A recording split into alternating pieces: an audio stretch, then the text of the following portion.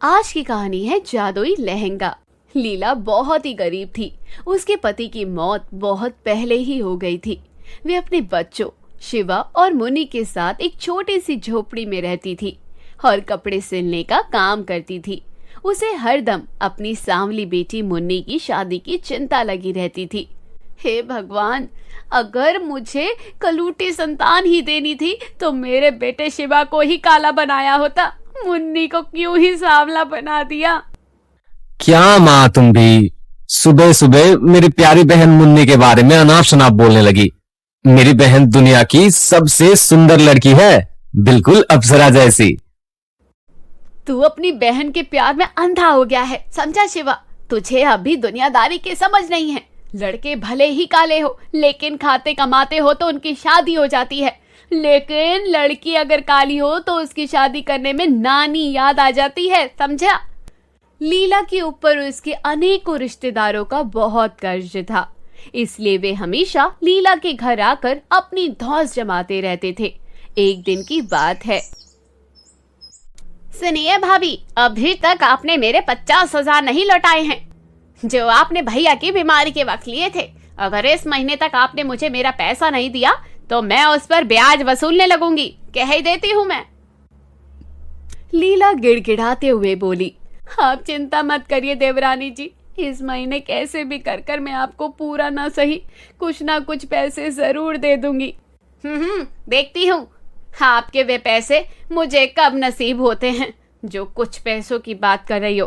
खैर, ये मेरी बेटी सीमा की शादी का कार्ड है, अगले ही हफ्ते उसकी शादी है, केवल आप दोनों जरूर आइएगा। लीला शादी का कार्ड लेकर आश्चर्य से बोली, केवल आप दोनों मतलब देवरानी जी?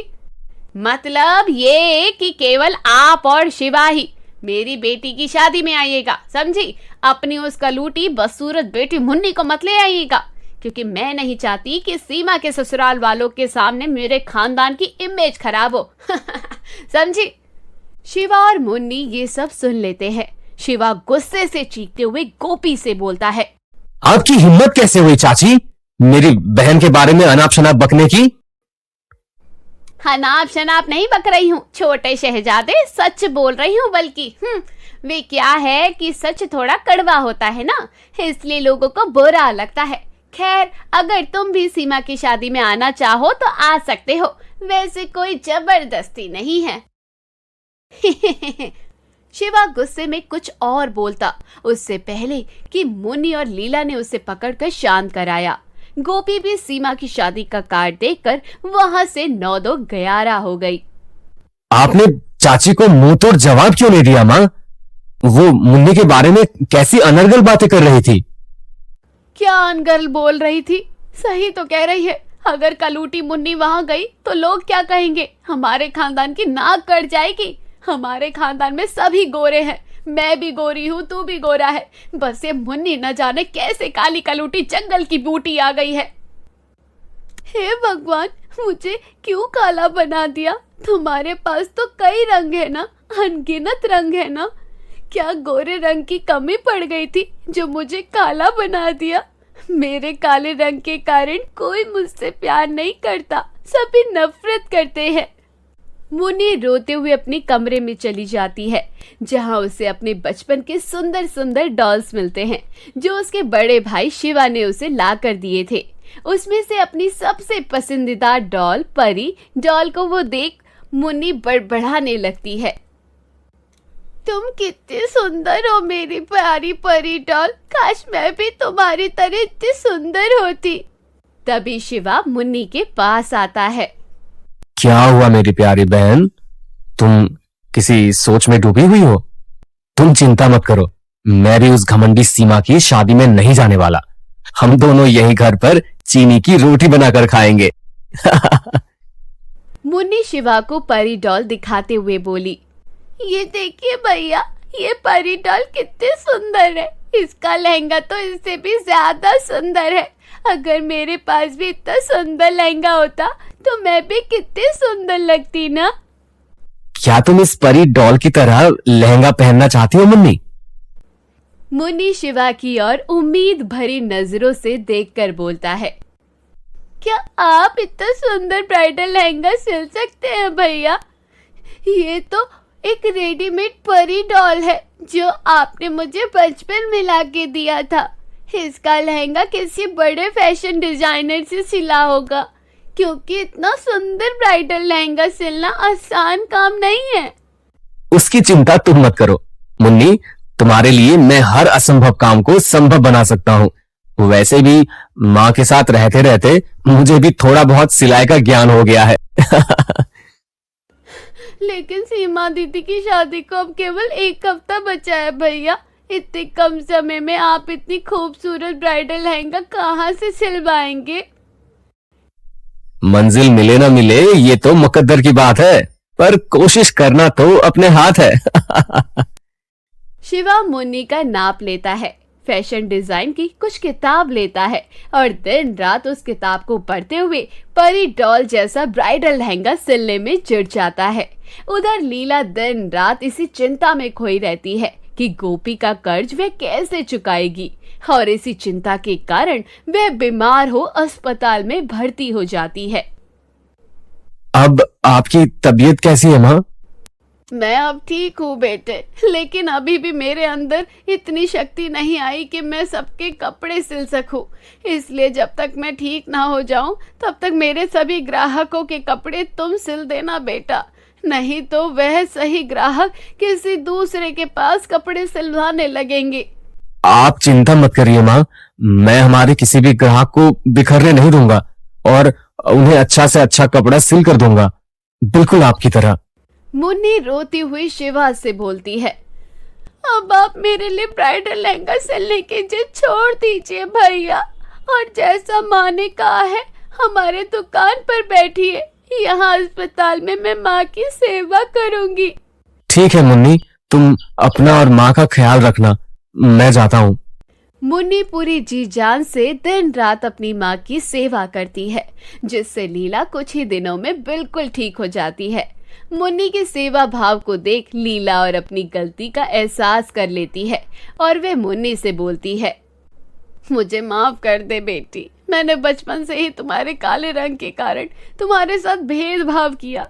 मैं पागल इतना भी नहीं समझ सकी कि इंसान की सूरत नहीं उसकी सीरत मायने रखती है। दुनिया भले ही तुम्हारे काले रंग की वजह से तुम्हें भला बुरा कहे, लेकिन तुम मेरे लिए किसी परी से कम नहीं हो। जीवन में पहली बार अपनी माँ की आंखों में प्यार उमड़ता देख मुन्नी बहुत खुश हो जाती है। आप मुझे परी समझती है, बस मेरे लिए वही काफी है माँ, बाकी दुनिया मुझे जो भी कुछ समझे मुझे कुछ फर्क नहीं पड़ता।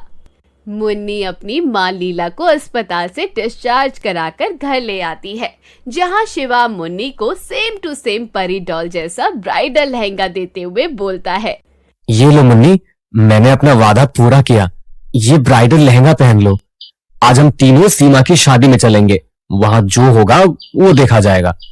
परी डॉल जैसा ब्राइडल लहंगा देख मुन्नी खुशी से फूले नहीं समाती और वे चहकते हुए बोलती है, लेकिन आपने इतने कम समय में परी डॉल जैसा ये ब्राइडल लहंगा सिला कैसे भैया? आप तो कितने बिजी थे, दुकान और घर दोनों को देख रहे थे। शिवा हंसते हुए बोला, एटीट्यूड से बोलता है, मैंने कहा था ना मुन्नी, तुम्हारे लिए मैं हर असंभव काम को भी संभव बना सकता हूँ। मेरा सारा दिन दुकान पर बीत जाता था तो क्या हुआ, रात तो मेरे पास थी ना, मैंने रात भर जाकर तुम्हारे लिए ये ब्राइडल लहंगा सिला है। दोनों भाई बहन के बीच अटूट प्यार देख लीला की आंखें डबडबा जाती हैं। तभी उसकी देवरानी गोपी अपनी बेटी सीमा के साथ गुस्से से आग बबूला हो जाती है। भाभी लाओ मेरे 50,000 रुपए, मैंने कर चुकाने की जो सीमा दी थी वह अब पूरी हो चुकी है। लीला रोते हुए बोली, मुझे माफ कर दीजिए देवरानी जी, इस बार भी मैं आपको पैसे नहीं दे सकती, जो भी पैसे मैंने जुटाए थे सब मेरे इलाज में खर्च हो गए हैं। गोपी ये सुन गुस्से से लाल हो जाती है। तभी उसकी बेटी सीमा मुन्नी का ब्राइडल लहंगा देख चहकते हुए बोलती है, अरे देखो मॉम, कितना सुंदर ब्राइडल लहंगा है, मैं तो अपनी शादी में यही पहनूंगी, चाहे जो भी कुछ हो जाए। शिवा घबराते हुए बोलता है, ये लहंगा मैंने मुन्नी के लिए सिला है सीमा, तुम बाजार से कोई दूसरा ब्राइडल लहंगा ले लो प्लीज। नहीं नहीं नहीं, मुझे यही ब्राइडल लहंगा चाहिए चाहिए चाहिए चाहिए। मुन्नी रुहासी सी होकर सब सुन रही होती थी। उधर सीमा जिद पर अड़ी थी। तभी गोपी कड़कते हुए बोली, ए शिवा, दे दे ये लहंगा मेरी बेटी को, इसके बदले मैं तेरा सारा कर्ज माफ कर दूंगी, नहीं तो निकाल मेरे 50,000 रुपए। लीला के पास ये अच्छा मौका था गोपी का कर्ज चुकता करने का। वह शिवा से बोली, दे दे शिवा बेटा अपनी चाची को ये लहंगा, आखिरकार सीमा भी तो तेरी बहन ही है ना। शिवा और मुन्नी गोपी को लहंगा नहीं देना चाहते थे। तभी सीमा उनके हाथ से लहंगा छीन मुस्कुराते हुए बोलती है, मिल गया, अब ये परियों जैसा लहंगा मेरा हुआ, इसे अपनी शादी में पहन मैं तो बिल्कुल अप्सरा लगूंगी। मुन्नी परी डॉल जैसा ब्राइडल लहंगा पहनने का ख्वाब टूटने पर बहुत दुखी होती है और अपने कमरे में जाकर रोने लगती है। तभी उसकी परी डॉल में से एक रोशनी निकलती है और वे परी बड़ी होने लगती है। यह देख मुन्नी के आश्चर्य का ठिकाना नहीं रहता। परी डॉल मुस्कुराते हुए मुन्नी को अपने जैसा एक जादुई लहंगा देते हुए बोलती है, ये लो मुन्नी, ये जादुई ब्राइडल लहंगा पकड़ो, ये उस लहंगे से भी कई गुना खूबसूरत है, इसे पहन शादी में तुम सबसे सुंदर लगोगी। मुन्नी उस जादुई लहंगे को पहनकर सीमा की शादी में जाती है और सबसे सुंदर वही दिखती है। तभी एक लड़के की नजर मुन्नी पर पड़ती है और वे मुन्नी से शादी करने की इच्छा जताता है। शिवा और लीला ये सुन बहुत खुश होते हैं और आखिरकार मुन्नी की शादी करने को तैयार हो जाते हैं। मुन्नी की शादी करने की उनकी सालों पुरानी इच्छा आज पूरी हो गई थी। तो दोस्तों, कहानी यहीं खत्म होती है। कहानी कैसी लगी हमें कमेंट बॉक्स में जरूर बताइए और हमारे इस प्यारे से चैनल को सब्सक्राइब कीजिए।